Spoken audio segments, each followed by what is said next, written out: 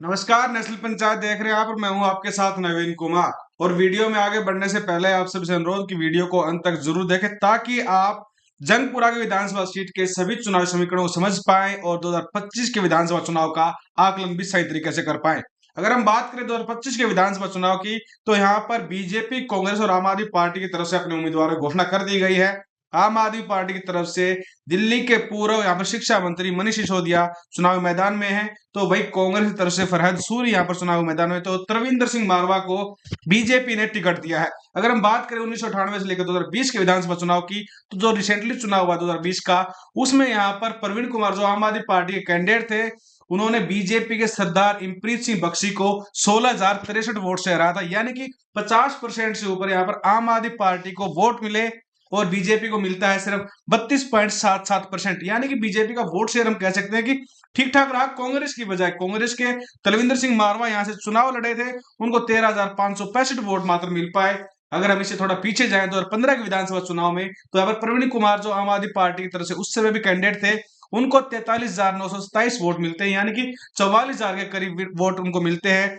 मनिंदर सिंह धीर जो बीजेपी के कैंडिडेट थे, उनको वो यहाँ पर 20,450 वोटों से हराते हैं। वही तरविंदर सिंह मारवा इंडियन नेशनल कांग्रेस की तरफ से चुनाव लड़ रहे थे, उनको मात्र 22,662 वोट मिलते हैं। यानी कि 24.082% ही कांग्रेस का वोट शेयर इस विधानसभा सीट पर 2015 के विधानसभा चुनाव में देखने को मिला। इसके बाद 2013 का विधानसभा चुनाव, जब आम आदमी पार्टी अस्तित्व में आई थी, उनकी तरफ से मनिंदर सिंह धीर को टिकट दिया गया था। यहाँ पर एक चीज लगातार देखने को मिल रही है कि 2013 से लेकर 20 तक के विधानसभा चुनाव में जो नेता है वो लगातार पार्टियां बदलते इस सीट पर दिखाई दे रहे हैं।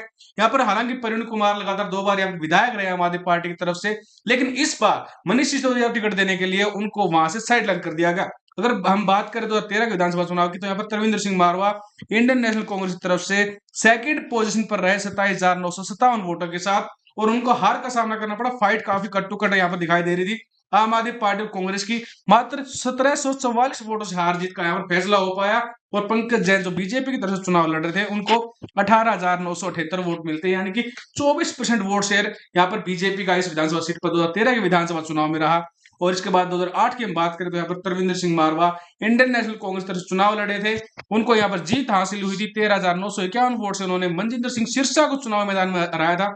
मनजिंदर सिंह सिरसा को अब की बार राजौरी गार्डन से बीजेपी पार्टी ने कैंडिडेट बनाया है। इनको 23,310 वोट मिले थे, यानी कि 36% के आसपास वोट मिले, और कांग्रेस को यहाँ पर 57% उस टाइम पे वोट मिले 2008 के विधानसभा चुनाव में, जब यहाँ पर शीला दीक्षित दिल्ली की मुख्यमंत्री हुआ करती। गजेंद्र सिंह जो बहुजन समाज पार्टी बसपा की तरफ से चुनाव लड़ रहे थे, उनको 3,192 वोट मिलते हैं, यानी कि 5% टोटल उनका वोट शेयर रहा। इसके बाद अगर बात करें और पुराने चुनाव 2003 की, तो तरविंदर सिंह मारवा फिर से यहाँ पर इंडियन नेशनल कांग्रेस तरफ से उम्मीदवार थे, उनको टिकट दिया जाता है। उनको यहाँ पर जनता से 32,937 वोट मिलते हैं, और वो कुलदीप सिंह भोगल जो बीजेपी के कैंडिडेट थे 2003 में, उनको 20,227 वोटों से हरा देते। मात्र 12,710 वोट यहाँ पर बीजेपी को मिलते हैं, यानी कि 27% उनका मिलता है, और 69% वोट यहाँ पर कांग्रेस पार्टी अपनी झोली में डालती है।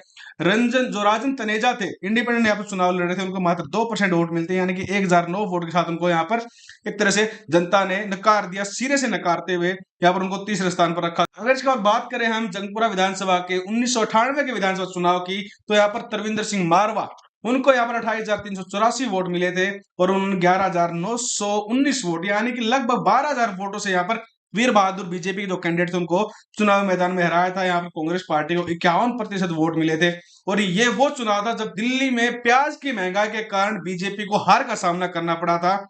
बीजेपी की कोई भी यहाँ पर तकनीक जो थी, राजनीति जो थी, वो काम नहीं आई, और बीजेपी को मात्र 30% वोट से यहाँ पर संतोष करना पड़ा। वही इंडिपेंडेंट चुनाव लड़े तिलक राज मल्होत्रा को मात्र 16% वोट इस विधानसभा सीट से मिलते हैं। लेकिन अब बात करते हैं 2025 के विधानसभा चुनाव की, तो इसमें पिछले वाला जो आंकड़ा था वोट शेयर का, यहाँ पर टोटल जो वोटिंग हुई थी वो 50% के आसपास हुई थी, यानी कि एक हाफ जो हम कह सकते हैं यहाँ के वोटर्स ने वोट डाले। इस बार ही देखने वाला बड़ा रोमांचक मुकाबला होगा कि यहाँ पर कितने परसेंट लोग वोटिंग करते हैं, ताकि उसके आधार पर जो रिजल्ट है, जो चुनाव का नतीजा है, वो काफी रोमांचक रहे। लेकिन आप जनता जनार्दन है, आप बताइए क्या लग रहा है आपको, अब की बार जंगपुरा विधानसभा सीट पर दिल्ली के पूर्व सीएम मनीष सिसोदिया इस सीट को फिर से आम आदमी पार्टी की झोली में डाल पाएंगे, या फिर तरविंदर सिंह मारवा और यहाँ पर फरहद सूरी मिलकर कोई कमाल अलग से दिखा पाएंगे? धन्यवाद।